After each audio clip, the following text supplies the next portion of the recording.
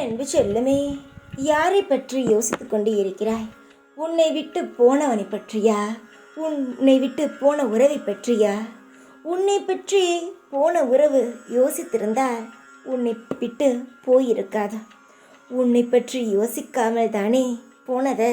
அதை பற்றி நீ ஏன் யோசித்து கொண்டு இருக்கிறாய்? ஏனே நீ யோசிக்க வேண்டியதெல்லாம் என்ன தெரியுமா? உன் வாழ்க்கையில் வரப்போகும் புதிய வாழ்க்கையை பற்றித்தான். ஒரு புதிய வாழ்க்கை வரப்போகிறது. நீ நான் சொல்வதை ஒன்றும் லேசாக நினைக்க வேண்டாம். எப்பொழுதும் யாரையாவது நம்பி யாரையாவது சார்ந்துதான் இருக்க வேண்டுமா?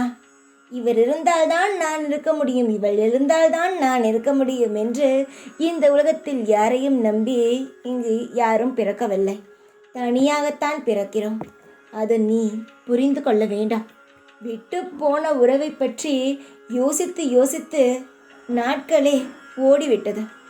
இன்னும் நீ உன்னுடைய வாழ்க்கையை பற்றி யோசிக்கவில்லை. அதற்காக என்ன வேலை செய்ய போகிறோம் என்றும் யோசிக்கவில்லை. அந்த தெய்வத்தையே குறை கூறி கொண்டு இருந்தால் என்ன நியாயம் சொல்?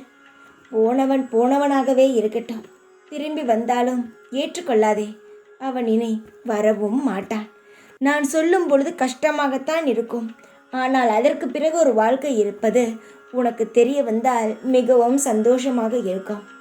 இதுவரை அனுபவித்த அவமானங்கள், கஷ்டங்கள், மனவலி, தாங்க முடியாத போராட்டங்கள், இவை அனைத்தையும் நீ சந்தித்து மிக மன உளைச்சலில் இருக்கிறாய்.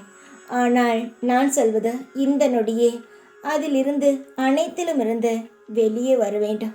அப்பொழுதுதான் உனக்கானது உனக்கு கிடைக்கும். ஏதோ யோசித்து கொண்டே இருக்கும் பொழுது நல்லது உன் கண்ணுக்கு எப்படி தெரியும்?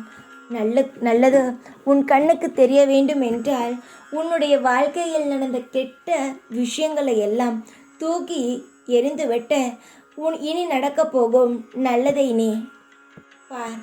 விட்டு போன உறவு எதற்காக? இனி வரப்போகும் வாழ்க்கையை விட்டு போன உறவுக்கு நேராக தலை நிமிர்ந்து வாழ்ந்து காட்டு. அதுதான் இனி உனக்கான வேலை. கலங்கிக் கொண்டே இருக்காதே. கலங்கினால் எதுவும் ஆகாது. நீ உன்னுடைய வேலையை செய். உன்னை விட்டு போனவன் கலங்குவான். ஏன் விட்டு போனோம் என்று நினைக்கும்படி நீ வாழ்ந்து காட்ட. சந்தோஷமாக இரு. நான் இருக்கும் பொழுது வேறு எந்த துணை உனக்கு வேண்டாம். நான் இருக்கிறேன். எப்பொழுதும் உன் கூடவே இருக்க. ஓம் சாய்ராம்.